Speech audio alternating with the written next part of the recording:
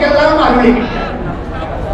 இந்த உலகம் நிலம், நீர், நெருப்பு, காற்று, ஆகாயம், சூரியன், சந்திரன், உயிர்கள் என்று சொல்லக்கூடிய 8 வடிவத்திலும் இருக்கின்றது.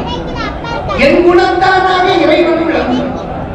ஆகவே அந்த என் குணத்தானின் தாளை வணங்க வேண்டும் என்பது பிறவி பெருங்கடல் நீந்துவர் நீந்தார் இறைவனடி சேராதார் என்று சொல்வார் வள்ளுவர் பெருமாள்.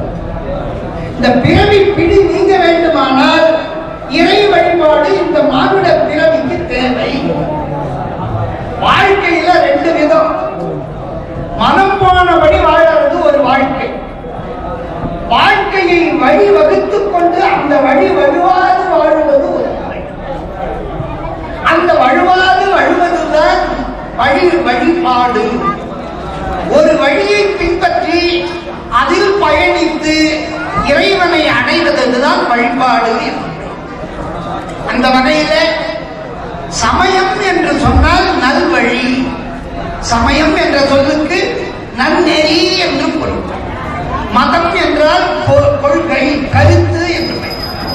மதம் என்றால் மதம் யானை பிடிக்கிற மதம் இல்லை, சம்மதமானு கேட்கிறோம்.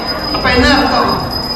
உனக்கு உடன்பாடான இறைவனை அடையும் வழியை பெரியவர்கள் நமக்கு வேதாகமங்களின் வழி வகுத்தார். வேதமோ